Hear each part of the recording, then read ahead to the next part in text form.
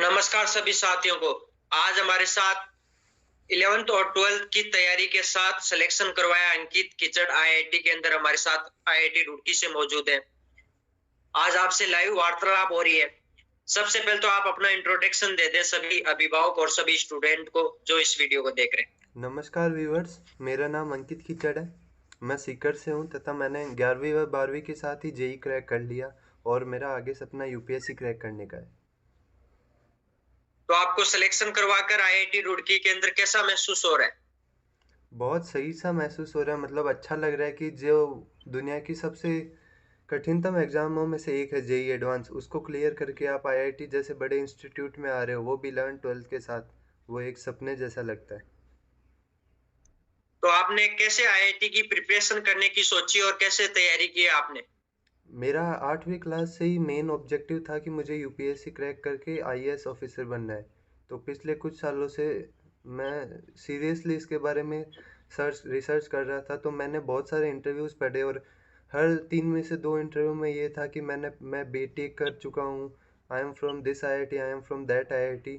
तो मैंने इस पे और सर्च किया तो मुझे पता चला कि एक एज होती है आईआईटी वालों की औरों के कंपैरिजन में यूपीएससी में। तो इसीलिए मैंने ये आईआईटी को ज्वाइन किया। आपने दुनिया की सेकंड टफेस्ट एग्जाम को क्लियर किया है, तो आपको सफलता का राज किसको बताना चाहोगे? मेरी सफलता का राज हमेशा से ही मेरे पेरेंट्स, मेरे साथी और मेरे टीचर्स रहे हैं। पेरेंट्स का रोल तो सबकी लाइफ में इम्पोर्टेंट होता है, मेरे लाइफ में भी सेम केस था। 11th-12th में मुझे पेरेंट्स मेरे साथ थे, मुझे पूरा सपोर्ट मिला घर की तरफ से। हम घर से दूर थे फिर भी घर में ही थे, तो बहुत बड़ी बात थी मेरे लिए। उनके सपोर्ट की वजह से ही मैं यहाँ हूँ। और कोचिंग का सपोर्ट, टीचर्स के सपोर्ट के बिना तो आप कुछ कर ही नहीं सकते। तो आपकी कोचिंग का आपके सक्सेस के पीछे कितना राज रहा? कोचिंग का बहुत बड़ा योगदान था। 11th तो हमारी ऑनलाइन चली गई, इसीलिए उतना इंटरेक्शन नहीं हुआ। फिर भी online seminars, webinars, interaction, online interaction sessions, test बहुत सारे होते थे। लेकिन 12th में जैसे ही हम ऑफलाइन में आए, टीचर्स से इंटरेक्शन, साथ वाले से इंटरेक्शन, उससे बहुत बेनिफिट हुआ। बहुत सारी डाउट्स क्लियर हुए, बहुत सारे टेस्ट दिए गए, जिससे आज मैं यहाँ हूँ। अच्छा, तो आपके पेरेंट्स ने आपको कैसा मोटिवेशन प्राप्त करवाया आपकी तैयारी के दौरान? मेरे पेरेंट्स का हमेशा से ये एक ही कहना था कि कभी प्रेशर नहीं लेना और मेहनत करनी है। फल पे, रिजल्ट पे डिपेंडेंट नहीं रहना। रिजल्ट तो अगर आपकी मेहनत ओरिएंटेड होता है, आप जैसी मेहनत करोगे आपका रिजल्ट भी वैसा ही आएगा। इसलिए बस मेहनत करते रहो, चिल रहो, कूल रहो। अच्छा, जो बच्चे एग्जाम के लास्ट समय हताश और निराश हो जाते हैं एग्जाम को लेकर, उनके लिए आप क्या कहना चाहोगे? एग्ज़ाम के महेंद्र सिंह धोनी ने एक बात कही थी कि अगर आपने 2 साल अच्छे से तैयारी करी है तो 2 दिन से आपको कोई फ़र्क नहीं पड़ेगा। कि अगर आप 2 दिन नहीं पढ़ रहे तो भी तैयारी करी है तो 2 दिन से आपको कोई फ़र्क नहीं पड़ेगा। कि अगर आप 2 दिन नहीं पढ़ रहे तो भी कोई फ़र्क नहीं पड़ेगा। और अगर आपने 2 साल नहीं तैयारी की और अगर आप 2 दिन पढ़ भी लिए तो भी कुछ फ़र्क नहीं पड़ेगा। तो वही सीन है कि पैनिक मत हो लास्ट में एकदम हताश निराश। अब वो अगर आपकी तैयारी स्ट्रांग है फिर भी आप हताश निराश हो रहे हो, या आपकी प्रैक्टिस पे, आपकी प्रिपरेशन पे सवाल खड़े कर रहे हैं, और अगर आप लास्ट में पैनिक कर जाओगे तो आपकी प्रैक्टिस वेस्ट में चली जाएगी। कोचिंग में टेस्ट आयोजित करवाने जाते हैं, कोचिंग अपनी इंस्टीट्यूट टेस्ट आयोजित करवाती है, तो उनका एग्जाम में कितना वेटेज रहता है? एग्ज़ाम में टेस्ट एकदम अल्टीमेट सोर्स ऑफ प्रैक्टिस होता है। कि अगर आपका कोर्स कंप्लीट है, आपको लग रहा है कि मेरा कोर्स हो चुका है और मेरा कोर्स स्ट्रॉन्ग है, मुझे एक 1 स्टेप अहेड वाली प्रैक्टिस चाहिए, तो उसके लिए आप प्रेफर कर सकते हो टेस्ट सीरीज। टेस्ट सीरीज भी वो जो 0 to बेसिक जाए, एकदम से ऐसा नहीं है कि आपने एडवांस वाली टेस्ट सीरीज उठा ली, आप धड़ाधड़ उसमें लग गए कि हाँ मुझे स्कोर करना है और स्कोर नहीं हो रहा, आप डिप्रेस हो गए। एकदम जीरो से स्टार्ट करो, एडवांस लेवल पे जाओ।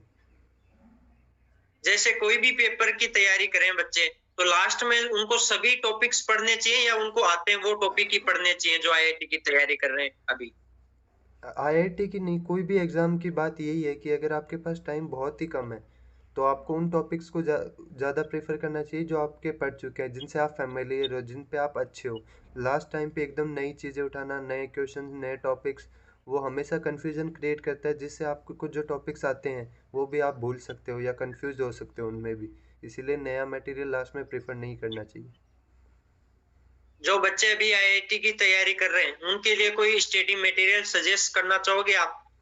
आईआईटी की तैयारी कर रहे हैं तो केमिस्ट्री में तो एनसीईआरटी की इम्पोर्टेंस है। मैथ फिजिक्स में भी एट ए इंस्टेंस इम्पोर्टेंस तो है, लेकिन उतनी नहीं है। लेकिन केमिस्ट्री में आपको एनसीईआरटी प्रीफर करनी पड़ेगी, क्योंकि इस बार का मेंस का पेपर हर शिफ्ट हर दिन सिर्फ एनसीईआरटी बेस्ड था। बाकी पर्सनली बताऊं तो मुझे बालाजी पब्लिकेशंस का स्टडी मटेरियल अच्छा लगा था।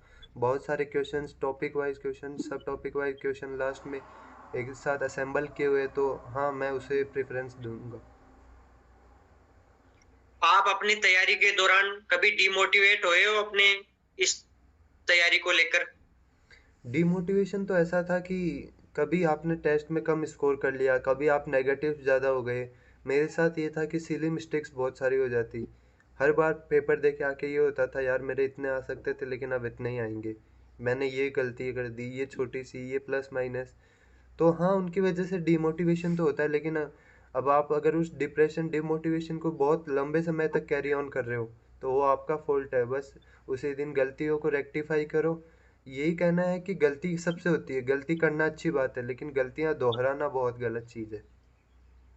तो होता है आपका पेपर का दिन, उस दिन आपने अगर पैनिक कर दिया तो प्रिपरेशन को वेस्ट चली जाएगी, मतलब आपका। तो उस दिन टाइम मैनेजमेंट अच्छा रखना है, दोनों पेपर्स के बीच में कूल रहना है, कूल होके एकदम मन को शांत रख के पेपर देना है, जिससे पैनिक नहीं होगे। और टाइम मैनेजमेंट तो हर चीज़ में इम्पोर्टेंट होता ही है। अच्छा, तो कईयों के दिमाग में ख्याल आता है कि हम कॉलेज में जाने के बाद हमारे साथ सीनियर्स रैगिंग करेंगे या कुछ करेंगे, उनका डर और खौफ उनको रहता है, तो उनके बारे में आप क्या कहना चाहोगे? बात ऐसी है कि ये डर और खौफ उनमें से ज़्यादा उनके पेरेंट्स में ज़्यादा रहता है। तो बस यही हाँ। यही कहना चाहेंगे कि एंटी रैगिंग रूल अब हर आईआईटी में लागू है।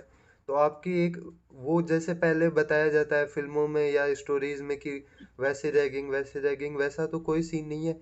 हाँ, लेकिन फिर भी वो सीनियर्स है, थोड़ा बहुत इंट्रो इंट्रो के गाने वो आप यहाँ आके यूज टू हो जाओगे। कोई वैसे रैगिंग वाला सीन नहीं है, सब कुछ चिल है यहाँ।